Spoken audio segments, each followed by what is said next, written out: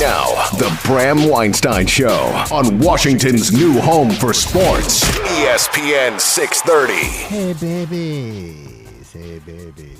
Friday. Hi, everyone.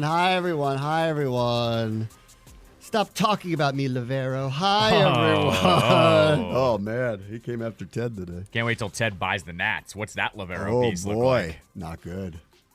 Goes full nuclear? Because those are the two organizations he's come after. Could be. Exciting show today, people. Marcus Washington, name dropped by Love Marcus. Joe Love Whitt. him. He's going to come on today at 3:25. So I'm going to ask him about Joe Whitt, who apparently he is very, very close with. Great. That was one of the name dropped people yesterday from Joe Whitt's press conference, that was a banger of press conferences. That was winning off the field press conferences. That's like top 5 in the last 10, 15 years, something Quinn's like that. was pretty good, too. Quinn's was good, but, I think Quinn's was he good. had to. He kind of had to knock it out of the park with the reception. Quinn, most of the time you don't get this. A head coach who comes in second time around, normally they tell you they know everything. He didn't do that. That's true. Yeah. He didn't do that. So that was unusual. And then you could feel the enthusiasm. He talked for an hour and he took every question, et cetera, et cetera, et cetera. Follow-ups, too. He did the whole thing. And then yesterday it was I'm ready to play for that guy. Yep, right. That was one of those. The run through the wall. Yes, run through the wall. Yep. Kingsbury didn't tell us nothing, which is fine. Which I'd like to, I'll get to that in a moment because I do want to start with something else really quickly, and then I'll get into, is Kingsbury going to get his guy? Because he kind of, it was the one little tidbit he threw out there was I'd kind of like a mobile quarterback, and there's 2 of them at the top of the draft, so we can all connect some dots. Not that they were hard to connect in the first place, but I actually want to start with Caitlin Clark because that was amazing. That stole sports last night. Yep. She broke a record for the most points scored ever in a career by a women's college basketball player. And I think I would just kind of say this. And then she knew she was doing it on a specific shot and did it on purpose from the logo because that's just an all-time move.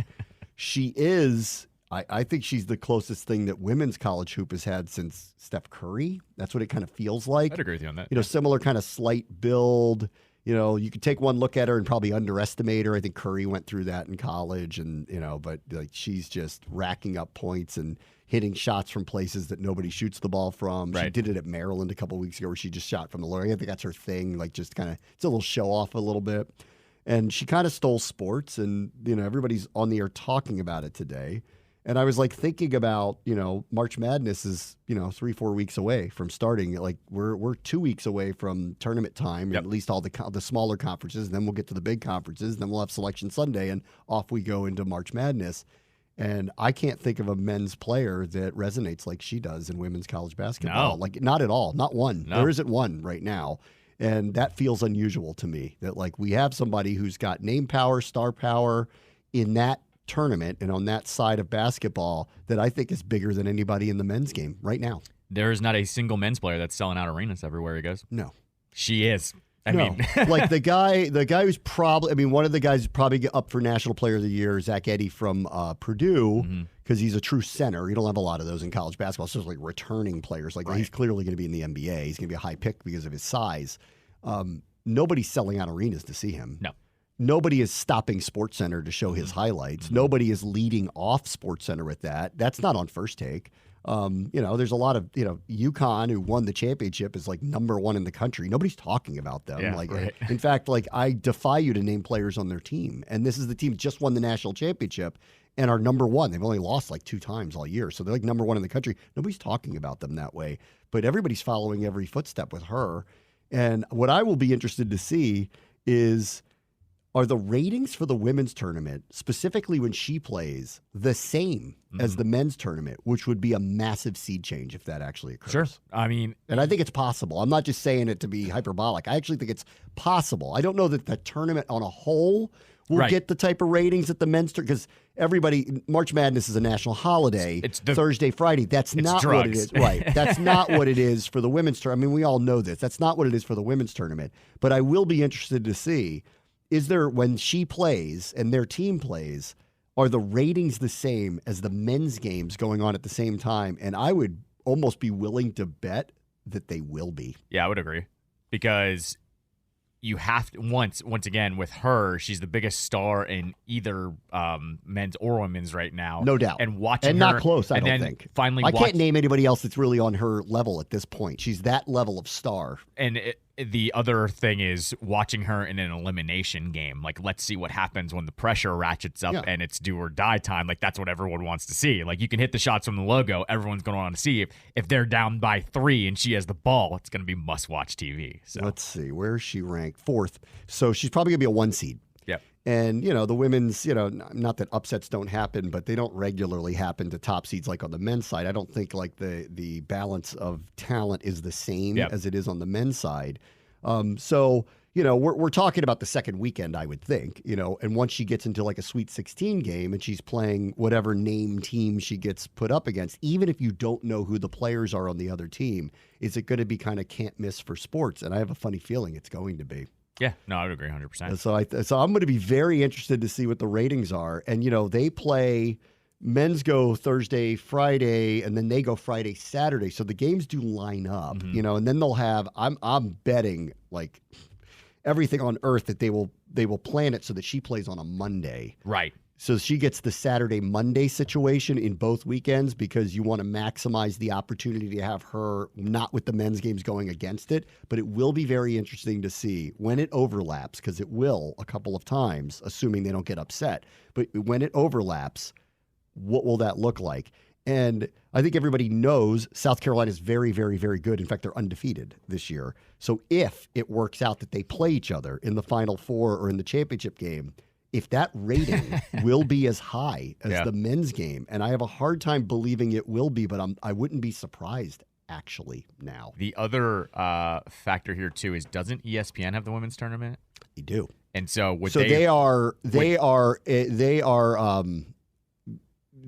encouraged to put it at front and center. Oh, correct. And so what I was going to say was, do we get an ABC situation? Because with her, maybe. I think you do, actually. Well, I think you'd be a fool not to start exploring that right now whenever she's playing. That Maryland game that they played, Gus Johnson was on that call. Yeah, right. Exactly. So they're aware that she moves the needle. Yep. And she's amazing. I mean, she really is. She's amazing. And I hope somehow she ends up on the Mystics. I think that'd be really cool, because I think this will carry over to the WNBA. I think she's that level of star that she's going to be can't miss for a while, and if she can carry this over into the WNBA, I think she could be a transcendent player. They've had a lot of very, very, very good players, but there's something about her, I don't know exactly. It feels very Steph Curry-ish. I think it's don't judge a book by its cover. She shoots the ball unusually well from distances that are very unusual. She's very clutch. She seems kind of unflappable. Similar kind of disposition as Curry, too. Right. Very competitive, but not like very approachable competitive. She actually, every time I've seen an interview with her, she seems kind of down to earth. So this is the way Curry came off to me, too. So I think the star power is going to carry over. What I'm watching is, what are the ratings for this? And I won't be surprised if they match what the men's did, and that will be a massive, massive change. I don't think NCAA does this, but I'd be curious. You can go and buy her jersey, right? Because of NIL. Yeah.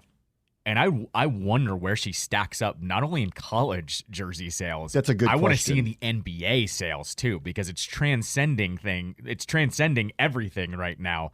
I wish somebody had the figures on that. Like, I need Darren Ravel to ask Iowa, can you give us the numbers here? Because you guys know what they are, because you're selling your jerseys with her name on it. I think too. There's definitely a ticket sales thing that's probably outrageous. Yeah, absolutely. The scene at College Park a week and a half ago, or whatever it was, that was outrageous. And I went to go see Maryland's men's teams play Iowa's men's team the other night, and it was 40% full in there. Right, and the other night, that was a can't miss, gotta have it ticket to see her. Yeah.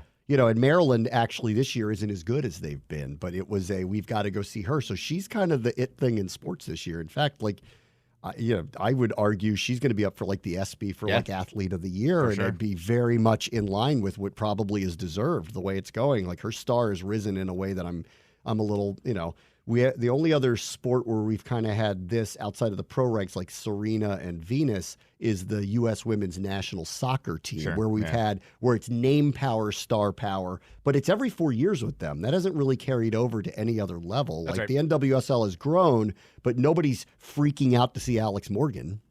You don't get that. Like that doesn't happen. You get some of it. Like Rapinoe did the retirement tour last year, and so she was selling out like the last couple months of the season. You get moments, but you're right. It has not been like this. Like they have not had their superstar where everywhere they go it sells out. Morgan was doing it maybe 8 years ago, but also all the venues were much smaller. You weren't getting arenas built specifically for the NWSL. So like. Just for an example, like they were playing up in Gaithersburg at the Sportsplex. Right. I don't know how many people that holds, but of course it was sold out for Alex Morgan because it holds like 5,000 people. So people were lining up for that, but it's only been moments, and it hasn't been this like this traveling circus, I guess is the way to describe it. I mean, honestly. I mean, like they've had dynasties in that sport. UConn was incredible for years. They still are very good. Tennessee was incredible for years. South Carolina right now is the standard bearer of that sport.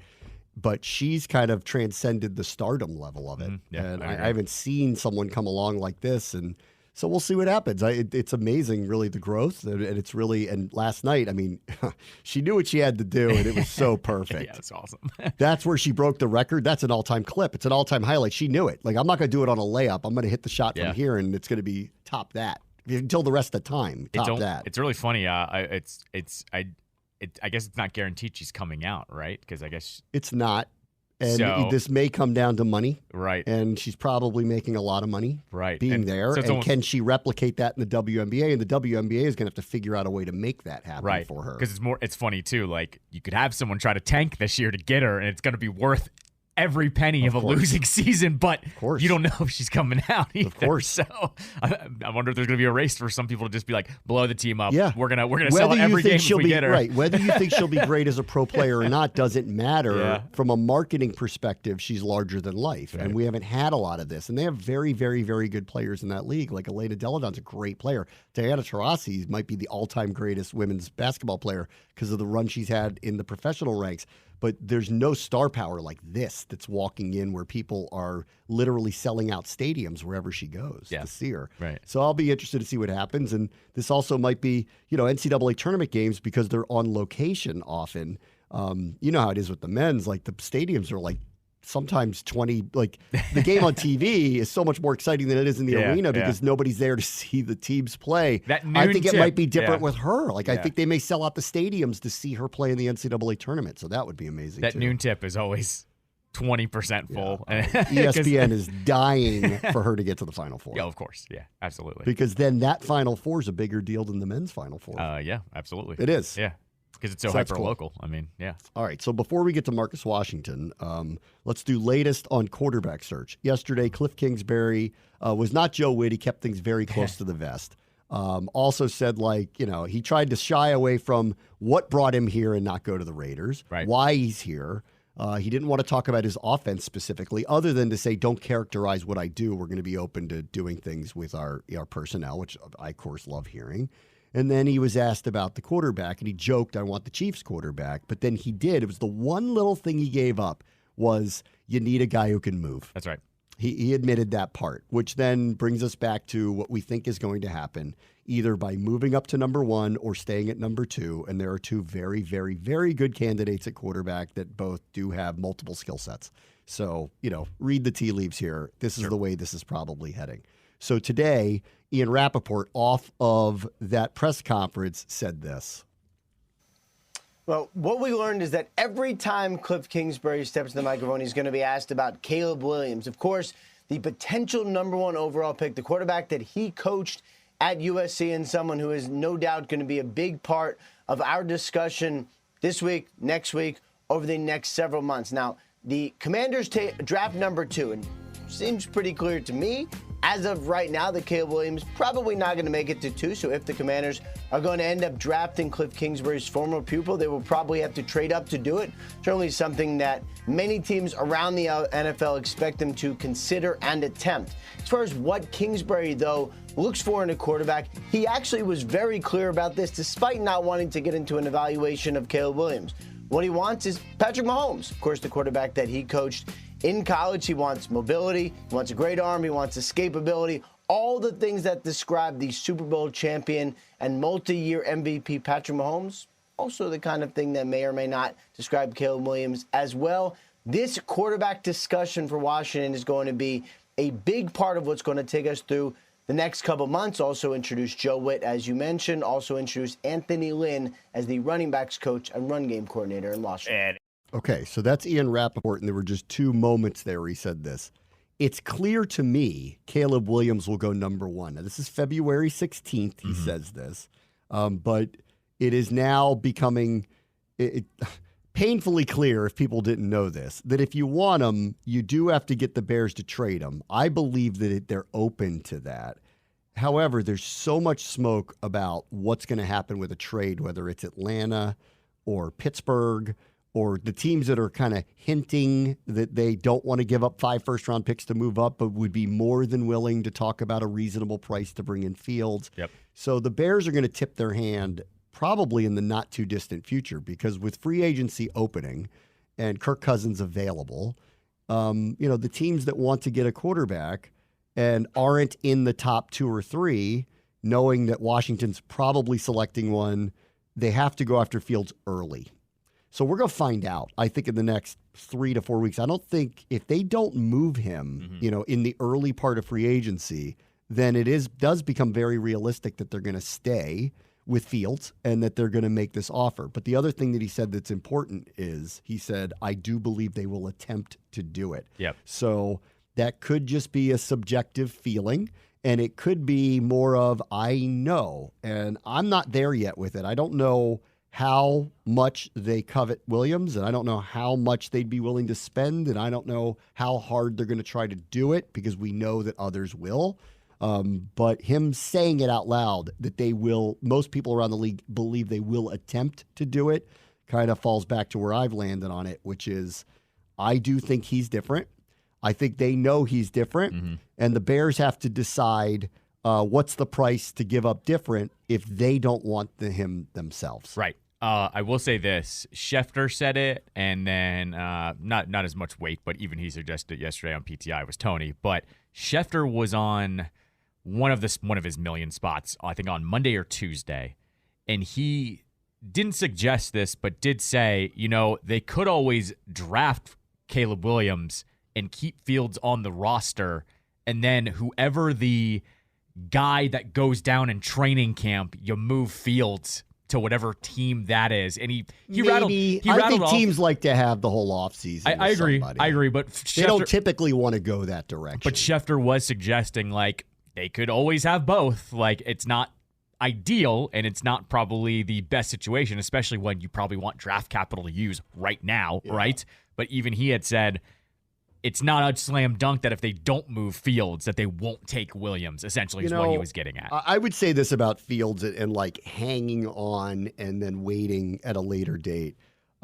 This isn't like a traditional standard longtime veteran pocket quarterback. That's true. Yeah. Where I think you can think that way and go, all right, if we decide to move on, someone will feel like they can plug him in. Right. This is a special talent. Yeah, it's not trading Sam Bradford. No, and I think for Cliff Kingsbury, I don't think he would want to rethink his offense in August. That's fair. By acquiring someone like fair. that. And that I don't think will happen here. But I feel like the Fields thing, a team's going to want him in the building as fast as possible, which means OTAs, because you're installing whatever offense you think fits him, and he does have unusual skill sets. So I think that I feel like this is going to happen sooner rather than later.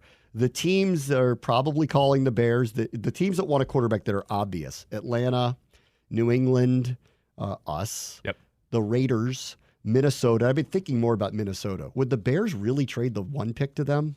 No way. No chance. I was thinking about that. Chance. Why would they? That's the last team they're giving him to. Because what if he does turn out to be Mahomes and they traded Mahomes to a division rival? They're not doing that. I don't care what they get for it. That's going to be stupid. Yeah, that's so asinine. I take Minnesota off Minnesota might call us at number 2 if they love Daniels or May. I could see that happening. But I don't think the Bears would talk to them. So I'd like to take them off the board as a likely trade partner with them. I don't think they would trade them Fields or trade with them at all, because why would you do that? That doesn't make any sense. That would never happen. But the Raiders, the Falcons, us, the Patriots, maybe Pittsburgh, there's probably a few others I'm not even thinking of. Seattle, for all you know, who knows? Any team that's looking for an answer at the position, they're going to be fielding calls from. And let's see what they do. And I have a feeling you're going to know this within the next month. because free agency is going to open. So somebody's going to sign Cousins, whether that's Minnesota or somebody else. And if Minnesota doesn't, they're in the market. But I think it takes them out of the Bears situation. But then they got to figure out what to do with Fields, because at that point, what are you giving up for the draft to try to move up and get somebody? And there may be one or two of those teams that go, you know what, we like J.J. McCarthy, or you know what, we like Penix. And they might wait it out and go, we'll take the fourth or fifth guy and hope that it ends up being the right guy. So there might be a couple teams that think about it that way, but there will be a handful that are going to be calling hard on this. And so I think we're going to know on Fields probably within the next month.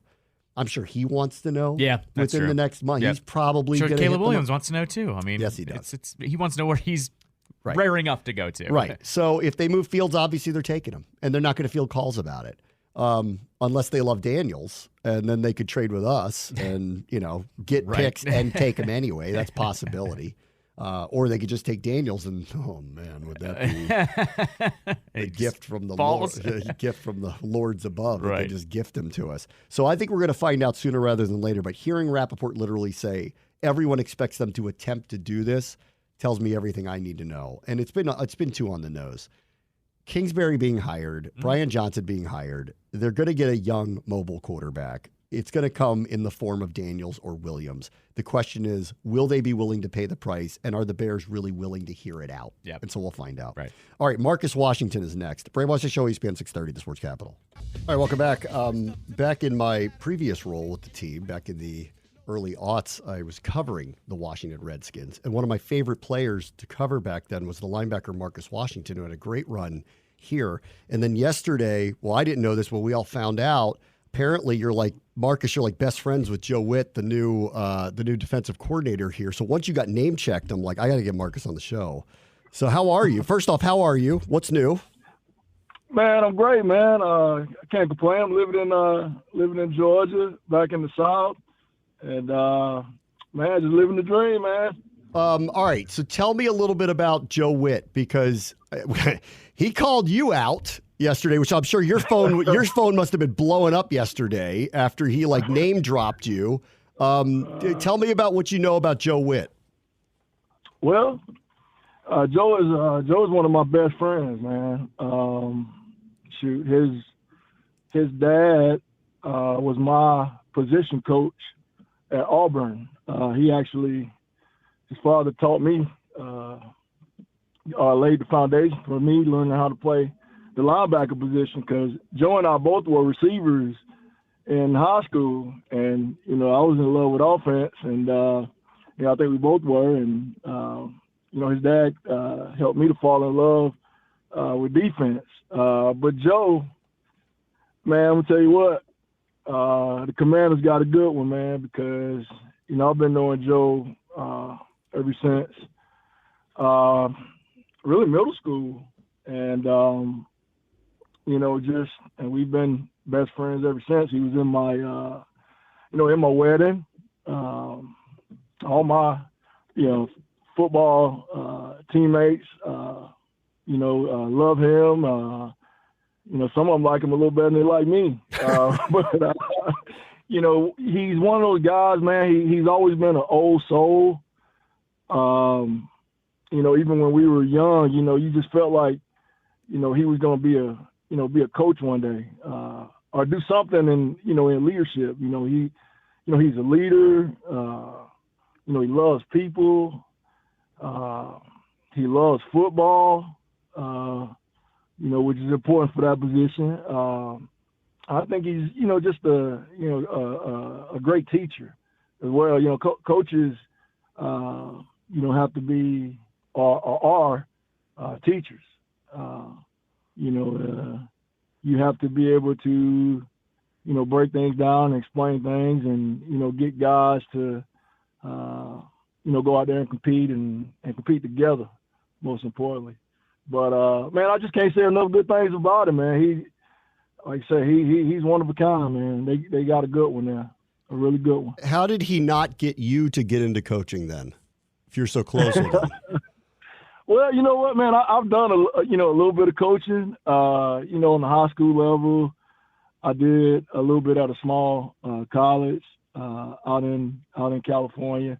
But anytime that I have a question about something or need to better understand something, he's one of the first people, I call and talk to just try to get a better, understanding of something. Because sometimes you can read things in a book, you can listen to somebody else talk about the X's and O's, but, when your buddy breaks it down to you, they put it in words where you're able to understand it. So, and I'm sure he probably, wishes I would do a little more coaching, but, he's doing his thing right now, man. I couldn't be more proud of him, man. So after seeing his press conference yesterday, if he didn't give a toast at your wedding, that's a missed opportunity because, man, he knows how to get a crowd going for sure. Well, he's passionate about football, man. He loves it. Growing up in, I always talk, growing up in Alabama, we didn't have any pro teams. All we had was, Auburn there, and, both of us live, pretty close to the stadium, and, just a football town, man, and it gets in your blood, and, and it's just, it's something that just, was always a part of us. And it's awesome to see him, doing it on the pro level now, and even more cool to be doing it, there in DC, man. That, that's just awesome, man. A place that, I fell in love with and have a lot of great memories of, and a place where I met, some great people on and off the football field. But just, man, to see him become a part of that, man, it was just really cool, man. Everything just kind of comes full circle, man. It was really neat to see. Since you're so close with him, have you had a chance to speak with him since he took the job here? Man, I haven't. Me and a couple of buddies, we all on a group text. So, we texted him congratulations and everything. And I gave him a shout the other day. And, but I know how, you get thrown in that whirlwind, how busy, you can be, and, trying to, get all your coaches, meet the guys, learning where around, your family has to, move, looking at schools for the kids. So I know it's a lot going on for him, man. So I, understand that and give him that, that space to, to get settled in. But, I'm sure we'll have a time here we can sit down, maybe go to one of my favorite spots, Sweetwater there in Ashburn, Virginia, man, sit out and, and just kind of chop it up a little bit. So, he talked yesterday a lot about how professionally he's been coaching for 18 years. This is his first opportunity to be a defensive coordinator. And I know you haven't spoken to him, but what do you think this opportunity means to him? Man, I think it means a ton to him, man. One thing about that, about that coaching business, for a lot of folks, it's it can be a long road. I can remember when, Joe was at the Citadel, coaching. I think he was a defensive back coach there. I can remember him going to Louisville, I think, from there. Then he goes on to, I think it was Atlanta after that, and it was a big, it was a mess there at Atlanta, and then he goes to Green Bay. He was a part of that Super Bowl, with Aaron Rodgers and those guys, and, then having a chance to, go to Dallas. So, I mean, he's been grinding, man. But, he's a great – I just can't tell you how much of I can't say it enough how hard of a worker he is, man. I can remember growing up, in high school or whatever, and Joe was one of our, only buddies that, had a car, but Joe's dad had a farm, with cows and, horses and things like that. And a lot of times, we want to go to the mall on Saturday, just kind of cruise and hang out, and like I said, we didn't have a car, but, Joe's like, I can take you guys, man, but first I got to go and, clean out this horse stall, and I got to go and, feed the cows. And we like, man, we'll help you, man. We'll help you, as fast as we get it done so we can get going, And sure enough, man, we helped him. But, a lot of those days he'd do it by himself, cleaning those stalls, feeding the horses and just, just grinding, man. So he's a worker, man, and I think that's, one of his superpowers is that, it's just that relentless, work ethic, and I think, when you have, guys like that in your organization or, coaches or players or whatever, I think, that type of attitude becomes contagious. And, most importantly, he's a winner. Joe was the president of his class. And I want to say in junior high, he was president. In high school, he was also president. So he's a winner. He just, tough competitor, willing to put that work in and do what it takes to, to get the job done. So I say again, man, they got a good one there at the Commanders, man. I think, I think he's great going to be great for that team. And, I think the city will be great for him as well. When you do get a chance to speak with him, obviously you played here, and we're hungry. I think you know that, and we've been waiting for a winner. What would you tell him about being part of the Commanders and part of this community in the NFL? Well, I would say that, the folks there, it's a great town. It's a great football town.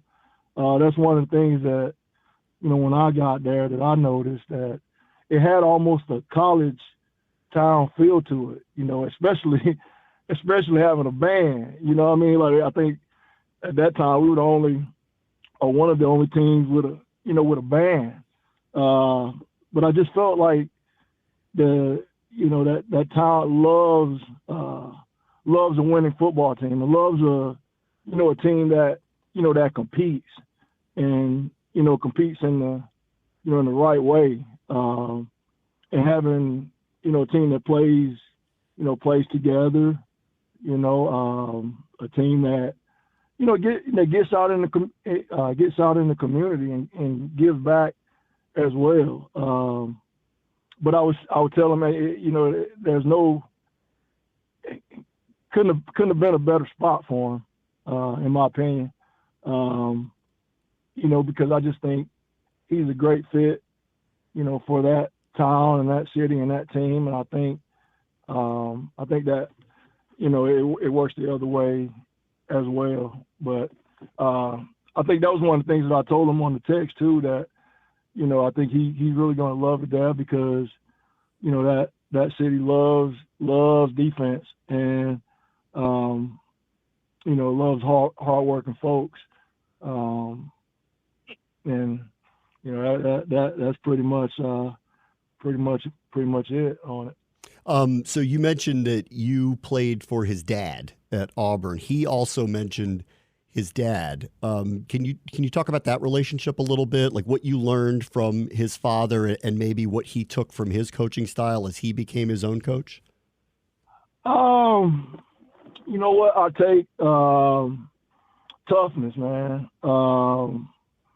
Something that we, I learned and, something that we hung our hat on. But his dad is kind of like almost gives you a John Wayne type of feel, right? So a guy that you play for, no matter who you're facing, it doesn't really matter. You just don't. It was almost like you didn't want to let him down, because you knew how much work he put into everything and put into you. Because coming out of high school, I was a skinny kid, man, about $190. Never really played the linebacker position and all that type of stuff. But, he just could look at my frame and, told me he knew I was going to get big. I can remember Joe and I would be, at his house, and we'd be sitting around playing Sega Genesis at the time. And, his dad would walk in and be like, he talks in that voice like, Marcus, stand up. And, I stand up with the joystick in my hand, he kind of hit my biceps and, hit my chest a little bit. And he was like, yeah, you're going to be a linebacker. And I'd be like, yes, sir. He walked his room, and then I sit out with the joystick in my hand and look at Joe and be like, man, your dad out of his mind. I'm not playing linebacker, you know. But he was like, you know, he could see it, man, you know. But, you know, Dad just, you know, is one of those guys. He's a straight shooter, you know. Not a lot of BS with him. He, you know, like I said, takes a lot of pride in being tough and, you know, being tougher than whoever you're facing.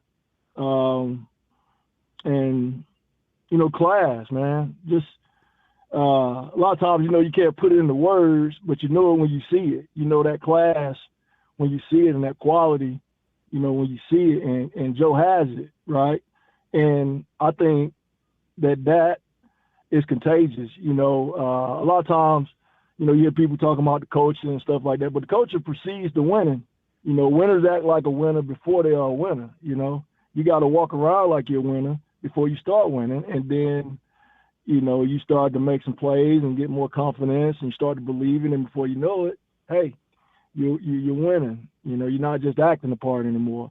And I think, you know, his dad exudes that class and exudes that toughness. And I think Joe's a spitting image of, you know, of his dad, you know. And, man, like, again, it's just awesome, again, to see it. And just super, super proud of him and think he deserves, you know, all the success that he gets because, like I said, he's put the work in. You know, he's definitely put the work in. Marcus, have you been watching the Commanders the last couple of years? Have you been paying attention to what's going on here? Man, I watched a little bit, you know, here and there. Like, you know, I know Terry McLaughlin. Is that how you say it? McLaurin, excuse me. Man, I love watching him. Think he competes. Think Allen, Jared Allen. John Allen, excuse me. John Allen, you know, I look at him. I've seen some of his interviews. I watch the way he plays, and you know, I can see in his eyes. You know, he wants to win, right? He wants to, you know, he wants to be top of that, you know, at the top of that division, and you know, one day top of the league, you know, and you can see that pain in him, you know. You know, Tress Wade is always one of my favorites. I talk about Tress sometimes, but I think Pond is very important, and everybody is. But you know, I know that, you know, the guys hadn't got over that hump and can't not where they want to be, and you know, I think they have, you know, the pieces to get there and the pieces to do some things. I think we need to add some more things, but you know, it stinks that, you know, that you have guys like that who want to win and who compete hard, but as a whole, not quite getting the job done yet. But I think we're on the right road, and I think we're bringing in the right folks to, you know, to get us going now. All right, last thing. One of my favorite lines that he said yesterday was, you're going to earn the right to be a stud here, and then we're going to feed the studs. Is that a new one? Have you heard that before? Has that been in the Whitt family, feed the studs? Well, we always talk about, you know, that word stud is thrown around, you know, a lot. And, you know, you hear a lot of the country guys back home talk about, you know, that guy that was a stud. And I can remember, you know, watching film and stuff with, you know, with Coach Whitt, Joe's dad, and, you know, he point to a guy, you know, I can remember watching LSU, and he point to Booker McFarland and be like, that dude right there, a stud. You know, he said in that voice, and you look at him, you go, man, I'm going to be a stud too. You know, it make you kind of like, you get hyped. You like, boy, hell, if he can do it, hell, I can do it too. You know, I want to be a stud. I want you to talk about me like that. And I think that's why he does it sometimes. You know, he would say that, you know, that guy's a stud. You know, well, if he's a stud, what am I? You know what I mean? Like, you know, you want that. You know, when you hear your coach, you have a ton of respect for, talk about being a stud or calling another guy stud, you want to be a stud. You know what I mean? Like, you want that too. So you're going to raise your level of play. But you talk about feeding those studs, and you got to. You know, your level 5 X-Men, like I like to call your level 5 guys. You know, you gotta feed those guys, because those are your leaders, and they get the other guys to pick their play up. You know, and before you know it, you know, everybody's rocking and socking. You know, I just think, like, you know, when Coach Gibbs came in, you know, when we all came in together there, you know, and you had studs like Sean Taylor and LeVar Arrington, Antonio Pierce, Ryan Clark, Sean Springs, you know, Chris Samuels, Clint Portis, Santana. You know what I mean? Like, when you go out and Santana makes a play, and then Clint wants to make a play, or Sean goes and makes a play, LeVar does something, then you want to do something. It becomes contagious in your outfit, right? And everybody starts to step up. And when you got, you know, 11 guys that's doing it, man, you have something special. You know, because you know, it's not just about me anymore. You know, it's about the team. You know, the team. You know, and I just think that's a good thing. But yeah, when they throw that stud word around, man, the hairs on your neck start to stand up. Well, I hope we see you this fall. You're going to come up to a game now that Joe's here. We'll hopefully see you at the stadium. Yeah, man, yeah, I definitely got to come up and you know, and see the guys I, you know, hadn't been in a while, and just want to get in there and feel that, you know, feel that energy. That was another thing I told him. I can't wait to see his guys, you know, in action, man. It's so cool to, you know, to anticipate that. I can't wait to see it, man. But definitely gonna come up. Want to be a part of that energy, man, and you know, be a part of the culture again, the mamba sauce and the go-go music, man. I'm telling you, I can't wait to tell him about it all. But man, he's gonna love it, man. He's gonna love it, and I think the city will love him too. All right, Marcus, thank you so much for coming on today and sharing your thoughts on Joe Whitt. And hopefully we'll see you this fall at a game.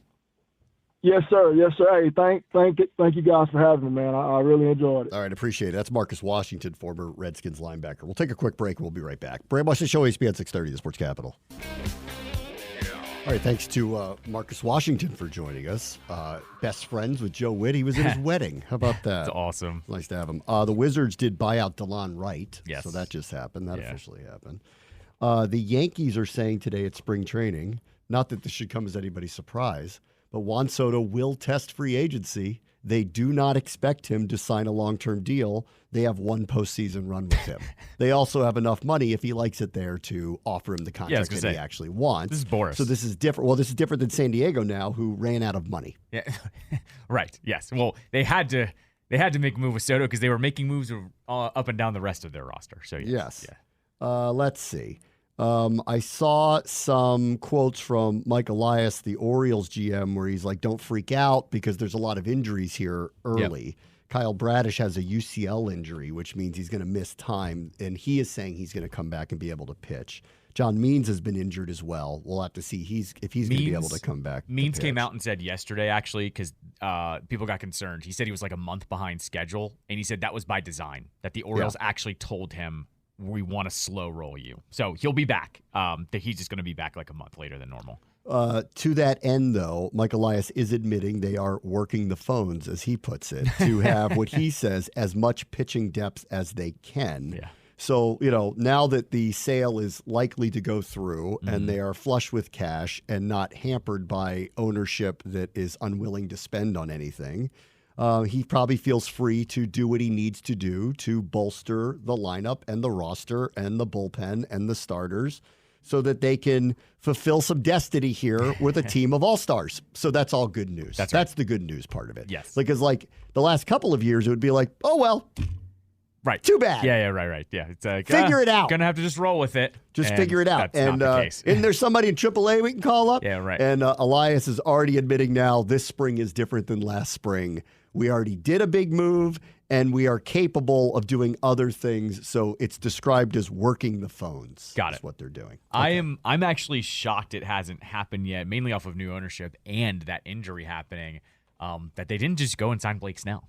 Like, he's still out there, straight up free agent. Like, He's probably asking for a lot of money is probably what it is. I mean, why else would he not be on a team at this probably point, is, right? but the Orioles get to do the old, you want to make a 1-year run here with us, buddy? Yeah. Because look at who you're playing with. Right. Your stats are going to look really good. We move that left field wall back. You're not going to Yeah. give up all these home runs. Like, I'm just saying, the Orioles get to do this now where they go, dude, look at what you're going to be working with here. Right. You can win a championship. And then, honestly, what they could reassure him with is, if it all falls apart, we'll trade you to a contender anyways. It's probably not going to happen with that team, but I think it'd be more likely to go the other way. He's not that good for some Of course. reason, and then you can't trade him and you're Right. stuck with him. But if it's a Right. 1-year deal, and honestly, at this point, if he helps you bridge this gap or more, yeah. Right. Well, I wonder, because Snell is 31, so how many he's not years? that old. Yeah, he's not. I mean, he's not that old, but how many years does he want? You know, like That could be it too. Maybe that's what it is. because too. if the Orioles offer him like a 3-year deal, that's not the worst thing in the world to have a veteran around for that long with all of the guys that they're about to have up here. So that's my personal thing. I think they need to sign Blake Snell before someone else signs him. So On the same day that Rob Manfred admitted he will not be the commissioner post 2029, which is a long way away, but he's basically saying that that's the case, and I would be open to he might change his mind. He goes and says that on the A's leaving, that fans in the Bay Area shouldn't be worried. They have another team there, which is just a reminder he doesn't like the sport. he doesn't like the sport. He doesn't know how geography works too. Like I mean, yes, the A's and Giants play close to one another, but the fans of one team are not necessarily the fans of the other team. That's not how it understatement. works. Like That's not how this works. right. You don't tell them just become Giants fans. That is one of the most ridiculous quotes from him, and he's had a lot of them. You know, the old hunk of metal quote after the Astros cheated. Like, Yeah. good riddance. I mean, I know that's 5 years away, but this guy's been terrible for the sport. Like, terrible for the sport. The other thing that needs to be pointed out is another DC thing that I wanted to bring up just for a moment here. One of the biggest sports bars in the Navy Yard shut down. Was that? Which one? Where is it? What's the name of it? Oh, God, why can't I find it? Anyway, I'll get the name in a second, but they are citing crime down in that area as a problem that is occurring. And I don't know why I can't grab the. Sad to see the look. I don't have the name in front of me. I have to look up the name, but it is whatever. It's described as the largest sports stadium. Stadium sports. The largest sports bar down there is now shutting down, which I don't like to point out and be like, well, because bars go in and out of business, but down there by a stadium, you'd think business would be okay, and it's not. So, Muriel, you got a lot of work to do. Something has to be done. I don't know what can be done, but something has to be done because now this is another part of town where things are shutting down because of issues out on the streets. I want to say it's in the nicest way possible. They're a little bit further east. They're not next to the stadium. They're down by like Blue Jacket. Like, you know what I'm talking about? Yeah. Mm-hmm. They're like further east. It's not far, though. I know, but that's not right next to the stadium. I was expecting you to say like Walters or Mission or something, one of those ones. But Right. Chinatown dealt with this too. It's tough to have a bar down at a place where your peak time is only half the year.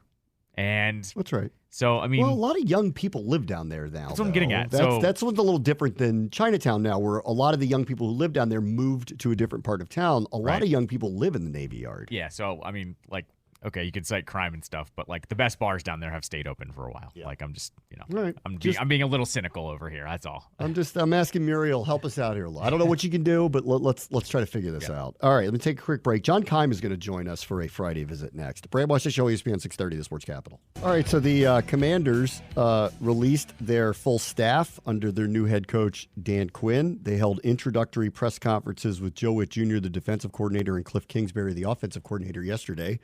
So let's welcome in John Keim from ESPN and the John Keim Report for some reaction as we now move into phase 2 of the offseason, which is think about free agency and, of course, the draft. What's up, John? Hey, Bram. How are you? Good. Let me start with Kingsbury. He didn't say a lot yesterday. No, he did not. What was your just general takeaway from what he said to the media yesterday? Well, he didn't say much. So there's a couple things. One, I was told beforehand by our Cardinals reporter that he's not a guy who's very expansive in his answers and all that. He's a guy who kind of likes to bury himself in the film and just let that be his thing. And so we kind of knew that it was going to be something along the lines of what it was. I also think he showed his savviness and was very aware of how his words would come across if he talked about Caleb Williams a lot, if he talked about why he pulled out of the Raiders situation. So he did they said they like to look for quarterbacks who can avoid the rush. Well, I think he did a good job dancing around some of those questions himself. And so he did not create a headline because, I can tell you for ESPN, I did not end up writing a news story on what he had to say because there was nothing there. And had he said anything, it becomes a headline. It doesn't have to be a negative, but he avoided that. So I think there's some savviness there to him. But also I think the other part of it too, Bram, was, I asked him about the air raid offense and how it's evolved. And I think he knows that his roots are the air raid, that, he was a Mike Leach disciple. But I think in his mind, it's like it's more than that now. And I think the staff reflects where the direction they want to go, which is getting a lot of guys who come from good run teams. Yeah, and it wasn't a pushback. I think it was more like, don't characterize what I'm going to do here. Right. Was kind of, exactly. and he's like, give me a little more credit than that. I might evolve, and we might do things that might surprise you a little bit here. Yeah, I think that because, listen, in college, that's a very pass-happy offense. When he was with Arizona, they had in his 4 years, they had the 10th most rushing attempts. Now, he has a reputation of being a guy who is a pass-happy coach, but he clearly understands that you can't just be that way in the NFL. And so that's why I say, like, you have Brian Johnson, comes from a situation with the Eagles, very good run offense, one of the best. You have Bobby Johnson, the line coach from the Giants. Now, they gave up a lot of sacks, and you can argue that they didn't do a good job developing young linemen, and I don't know what the reasons why, but you can argue that they didn't. But they ran the ball very well 2 years ago in his first year with New York, very well. And usually the line coach has a big say in that. And then you have Anthony Lynn, who has made a living as a running backs coach, and coming from now the last couple of years, the Shanahan run game system. So I think that, to me, signals that they want to be able to run the ball and maybe run it in, coming from a variety of different perspectives. Okay. The one thing, and you have to really read into stuff, and I agree with you. And I understand why he didn't want to talk expansively about Caleb Williams. It's just too dot connected, considering he worked with him a year, obviously. Like, he doesn't want to talk openly about it. But he was asked about which quarterback he wanted. And when he got past the joke, I want the Chiefs quarterback, he did say he wanted a mobile one. So I think we're all sitting here going, well, there's two of those at the top of the draft, so let me do some more dot connecting here. That's what they're doing, right? Well, I would disagree that there's only two because Drake May also has that ability. Not to the same level, but he's not Peyton Manning in the pocket either. So I think that's why I felt like that answer was safe for him because it didn't exclude, it was not just Caleb Williams or Jaden Daniels. Those guys are running, can scramble and all that, but I think the ability to elude, I think Drake May has shown he can do that too. So I didn't take it as excluding him at all. But I think it's also clear that you want that in a quarterback, and what level do you need that at? That's the other part of it. Do you need it to make the offense work? Are you talking about, because he was talking about in the red zone, you watch Mahomes or Purdy, and actually all over the field. But, I think those are some areas where you really want that. So I would want to press him more on what does that mean for you? Do you need to incorporate that into your style of offense? You want a quarterback who can run the ball, or are you just talking about the ability to extend plays? Because I think all three can do that. Okay. So obviously they're in a good spot here, especially if they love May or Daniels. They don't have to do anything, and they can pick one of them. If they like Caleb, prevailing thought is they're going to have to try to do something about it if Chicago is willing to trade. So let me start with just an overarching, and I think that this group has been very good at playing things very close to the vest. Are you hearing anything about which one they prefer at this point? No, not yet. I also think it's so early, and they just because they just got here. Now, obviously, Peters has been here now for a month, and so he's going to be further along in his assessment of what he thinks they need. And Quinn just got here a couple weeks ago, but Cliff Kingsbury just got here a week ago. So I think you need to kind of meet more as a staff to determine what is it you think you need and where you want to go before we start to hear some of those rumors. I think the big thing, Bram, is coming out of the combine, what is it that we're going to hear? That'll be the key, because that's where people talk a lot more. Yeah, but I don't think – I mean, as far as those quarterbacks go, if recent history serves, none of them are going to be there. I mean, I would be surprised if you see any of those three quarterbacks there. Oh, well, first of all, I think whether or not they're there, I don't even care about that. I'm just talking about the interaction between the teams. So when we're talking trades, that's the part I'm talking about. I don't know that they may be there. They may not work out, but I would expect them to probably be there. It's just a matter of, do they work out? They don't have to.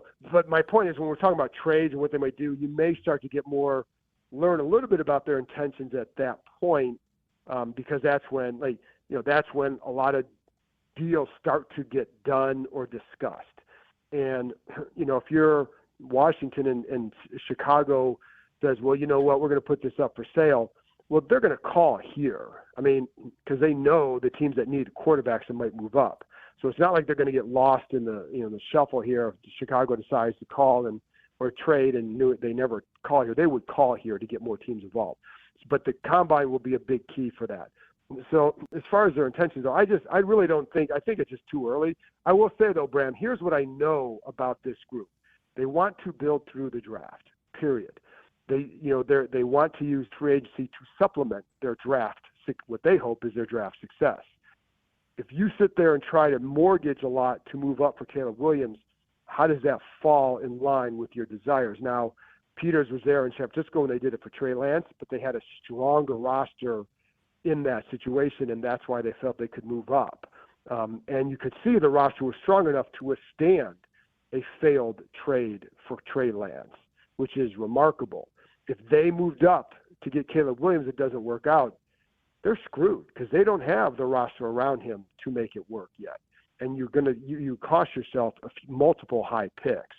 So that's the thing that I know, and that's not to say they wouldn't do it, but I think it's why I'd say, I'd be surprised if they would actually pull it off. But I also would be surprised because I don't think Chicago's going to trade it.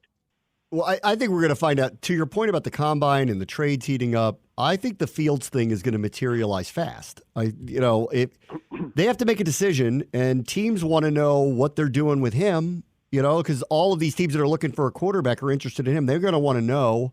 So I think Chicago's going to have to play their hand, in my opinion, in the next 3 to 4 weeks and decide what they're going to do with Fields. And if they trade him, obviously we know what they're doing at number one. And if they don't, then everything's on the table, obviously. Right.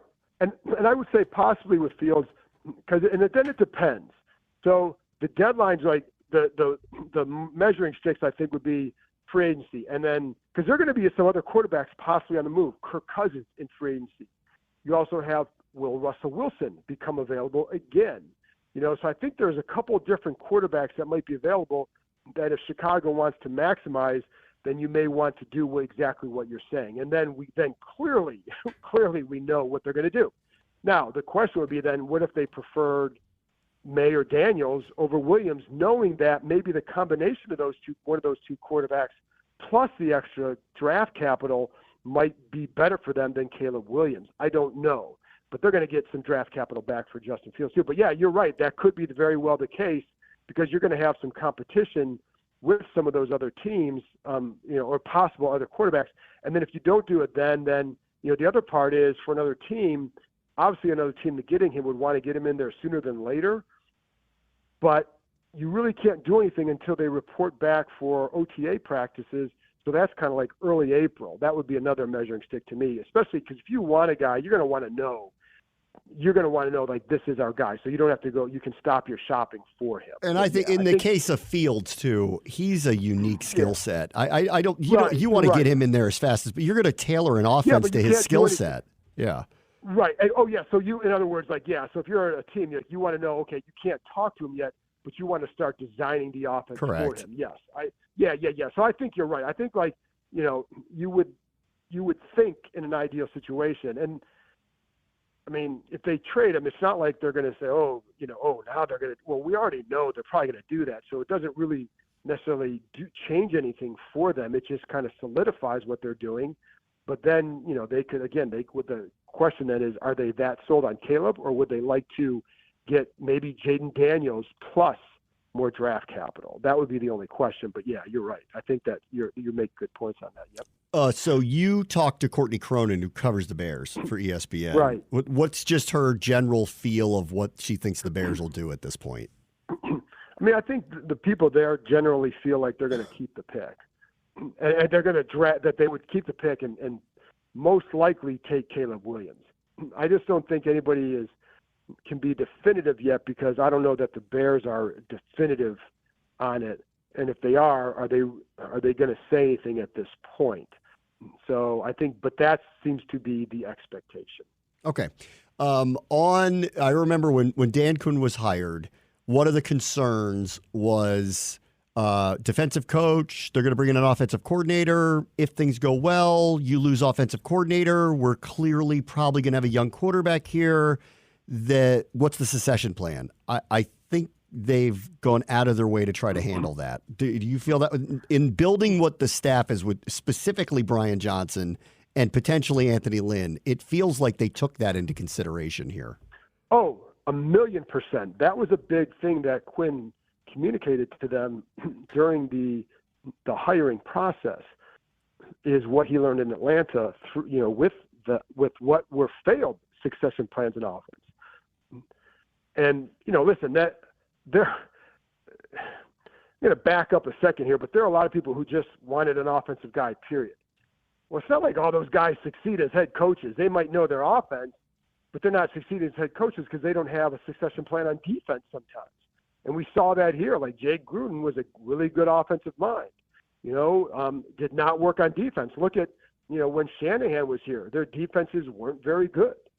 So, it wasn't always like you have the offensive guy, now you're set. Like, no, you still have to have a succession plan on the side of the ball that you're not well-versed in. And for Quinn, that clearly is offense. And I think when you have a young quarterback, that's what you need to make sure you have that. So you're not changing systems all the time. And it's probably a little bit, it's going to be harder to change offensive systems a lot compared to defense. So that all being said, that was a massive part of this process for Quinn and them. And you're right, it's Johnson, but it's not just Johnson and Lynn. It's also other guys like. So let's say in a best case scenario for Washington that Cliff Kingsbury leaves in 2 years, or maybe he leaves, or maybe like they have a really good year next year, Kingsbury stays, but maybe Brian Johnson leaves because maybe he gets an OC job somewhere else. Last year, he was a guy that was on a lot of people's radar for an offensive coordinator position, or even like, hey, this is a guy to watch. Now, you look in Philly, and I think, when you talk to people up there, they don't blame him as much as they blame maybe what he was doing, what Sirianni wanted, et cetera. So, but let's say Brian Johnson leaves. Well, now you have Anthony Lynn who can elevate, or a Tavita Pritchard. And they also, one of the things that I also like too is the depth of this is David Blah, who is now their assistant quarterbacks coach. And I don't know what kind of a coach he is, but what I know is that Kingsbury called him one of the brightest quarterbacks he's been around. And I think that says a lot because I think he's been around some smart quarterbacks. So what if he becomes a guy to watch? So you have multiple guys who I think can elevate to a higher level position. And I can tell you that was not the case the last several years. It hasn't been the case in a while. Yeah. We are accustomed to, and this, obviously under Rivera occurred, where he brought a lot of people with him that he was comfortable with from Carolina. And this is not unusual. A lot of people do this. But here's Adam Peters, who gets his assistant GM. He's never worked with him before, and he was in Detroit for a quarter century. And here's this staff being built. And yes, Joe Whitt worked under Dan Quinn for a long time, but some of his primary assistants came from other places. The offensive staff, Kingsbury never worked with, Quinn never worked with him before. They're bringing in all these people from other places. What is just your general sense of the talent that they tried to collect and almost the eclectic nature of it, that this is not a group of guys that actually have worked together before? Yeah, I think that's very interesting. And there's a couple things. One thing to know about Quinn, when you talk to a lot of people about him, one thing he does is he tries to evolve. Like,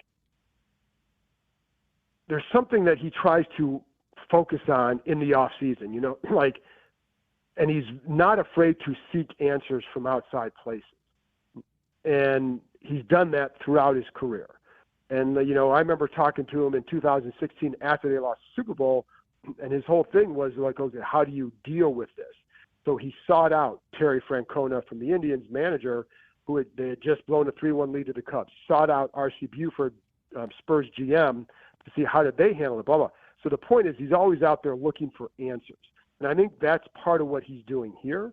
And, you know, I think it's part, if you want to evolve as a coach, you need to surround yourself with people who bring outside ideas. That, to me, is what's going on both sides of the ball.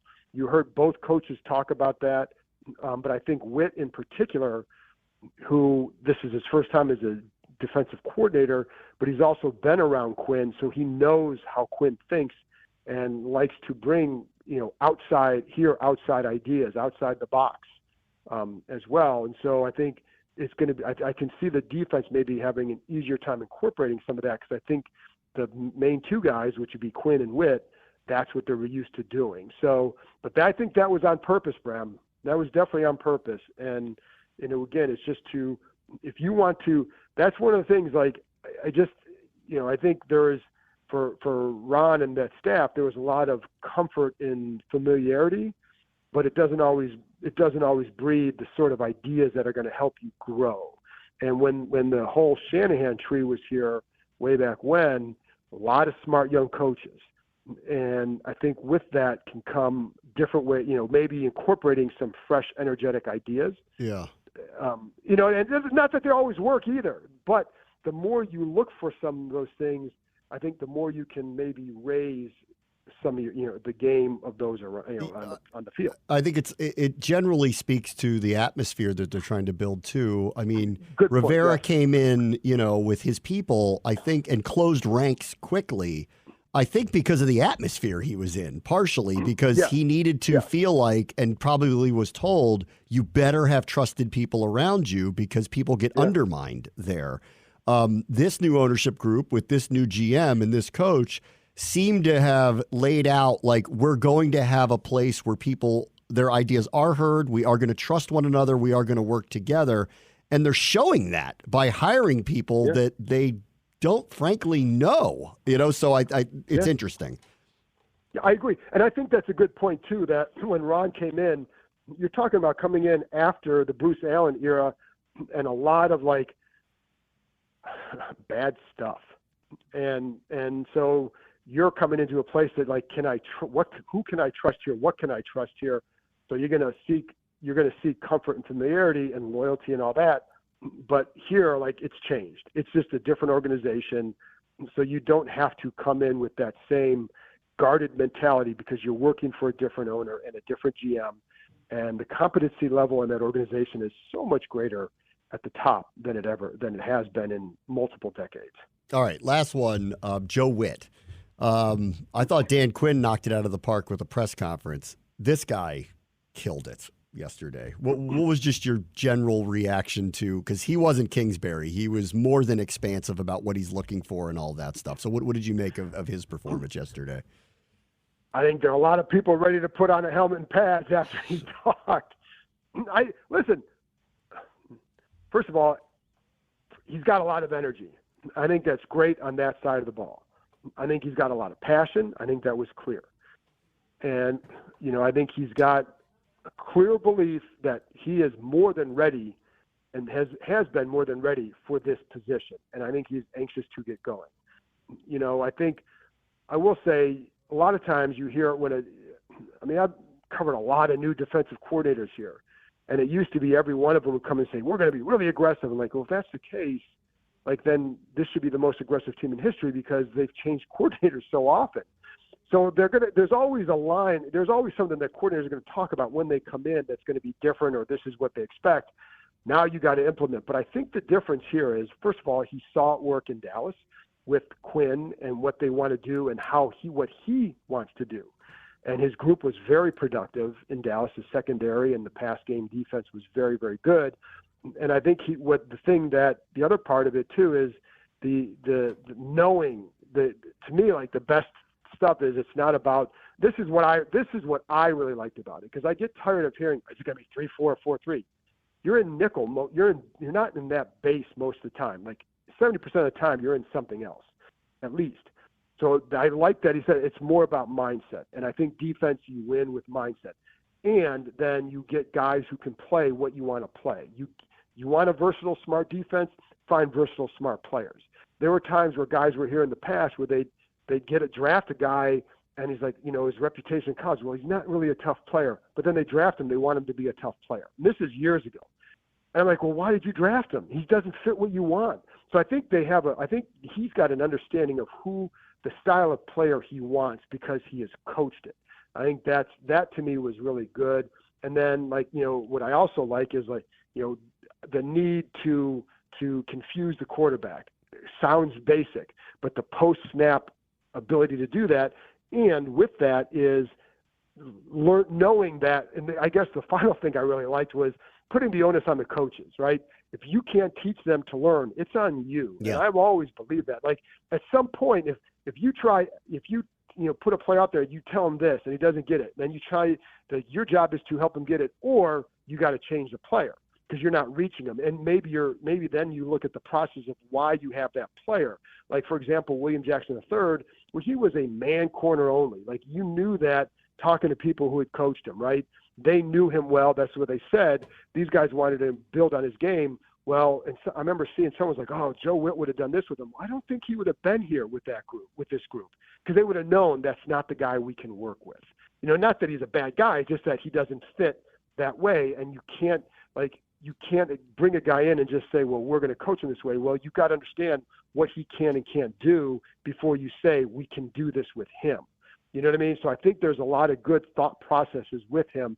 In addition to the energy and the passion, I think some of the other things that he said to me resonate for better long-term success. And I liked he was talking about feeding the studs. He was actually talking about you, yeah. Nicky Jabala, Ben Standig, the studs. The studs. There you go.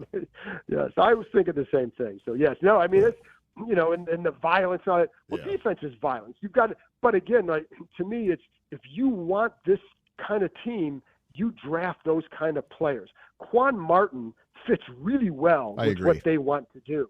I'm not sure about Emmanuel Forbes. He's got to prove it, but Martin does. I think Cam Curl would. I think, Derek Forrest, I think yes, will. I agree. Just like those kind of guys are just like, they're going to like them. And I think those guys are going to like playing for this group. And I think the other thing, Bram, too, and Dan Quinn talked about it, but Whitt, when this defense started struggling this year, what you would hear is they started adding more layers to the complexity of it, hoping that would help, and it actually hurt. No defense is completely simplistic. I don't think you can play that way, but what they do is they don't add a ton of layers, and they allow you to play faster. And that's where you get, when you have guys like Forrest and Martin playing fast, it leads to more violence. That's what happens. Yep. All right, no football for the first time in a while, so enjoy your weekend, and I'll talk to you soon. Thanks. Thanks, Bram.